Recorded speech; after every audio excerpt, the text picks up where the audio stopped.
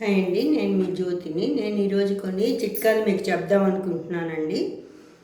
Plastic bucket పగిలిపోతే ఆ బకెట్ని tooth brush కాల్చి దాన్ని పగిలిన చోట పెడితే అది అతుక్కుంటుందండి. అప్పుడు బకెట్ మనం వాడుకోవడానికి, రీయూజ్ చేసుకోవడానికి పనికొస్తుంది. నూనె బాణల్లో నూనె పైకి పొంగితే దానిలో చింతపండు వేస్తే ఆ నూనె బయటికి పోకుండా ఫ్లో అవ్వకుండా ఉంటుందండి.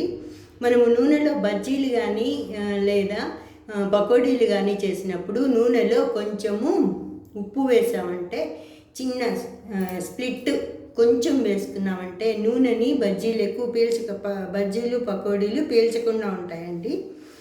దానిమ్మ ఆకును నూరి మనం శరీరానికి పట్టించుకుని స్నానం చేస్తే ఎండాకాలంలో వచ్చే చెమట వాసన, దుర్గంధం అనేది శరీరం నుంచి రాకుండా ఉంటుందండి. చేమంతి పూలని ఎండబెట్టి చూర్ణం చేసుకొని ఆ కషాయాన్ని తాగితే తల తిరగడము, పైత్యము అనేది లేకుండా ఉంటాయండి. మంచి గంధము, సైంధవ లవణము, శొంఠి ఈ 3 సమపాళ్ళలో తీసుకొని ఆ పొడి చేసుకున్న తర్వాత తలకు పట్టించుకుంటే మనకు తలకు వచ్చే తలనొప్పి తగ్గిపోతుందండి. ఎండిన మందార పొడి చేసి కొబ్బరి నూనెలో పూసుకున్నా కూడా జుట్టు పెరుగుతుంది. మళ్ళీ మనకి తలనొప్పి అనేది రాకుండా ఉంటుందండి. తలనొప్పి తగ్గుతుంది. పెనం మీద దోశ వేసేటప్పుడు అతుక్కోకుండా ఉండడానికి మనము పెద్ద ఉల్లిపాయని కూడా దాని మీద పొట్టు తీసేసి దాన్ని ఫోర్కుతో గుచ్చి దాన్ని కానీ మనము ఒక్క చుక్క నూనె అద్దుకొని మనము పెనానికి అప్లై చేసుకున్నామంటే మనకు ఆయిల్ ఎక్కువ పట్టకుండా దోశలు అనేవి విరగకుండా బాగా వస్తాయండి.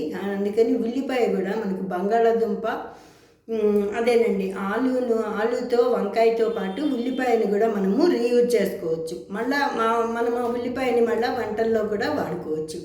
వేరుశనగ పప్పు వేయించేటప్పుడు మనము ఈక్వల్గా అన్నీ ఒకేసారి చక్కగా మంచి సగతోటి వేగాలి. లోపల పప్పుకు పచ్చి లేకుండా ఉండాలి అంటే కొంచెం టేబుల్ సాల్ట్ని వేసి దాన్ని వెచ్చచేసిన తర్వాత వేరుశనగ పప్పుని వేసి వేయించామంటే వేరుశనగ పప్పు అనేది మనకి ఈక్వల్గా చక్కగా వేగుతాయండి పప్పులు. మనం చట్నీ చేసుకునేటప్పుడు పచ్చివాసన రాకుండా ఉంటుంది. అంటే వేరుశనగ పప్పుని వేయించేటప్పుడు కొంచెము సాల్ట్ అనేది వేసుకోవాలండి.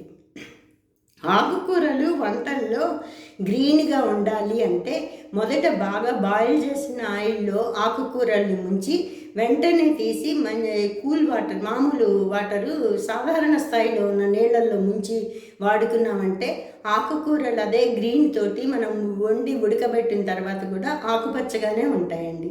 ఇవి నాకు తెలిసి మీకు చెప్దామని చెప్తున్నాండి. నమస్తే.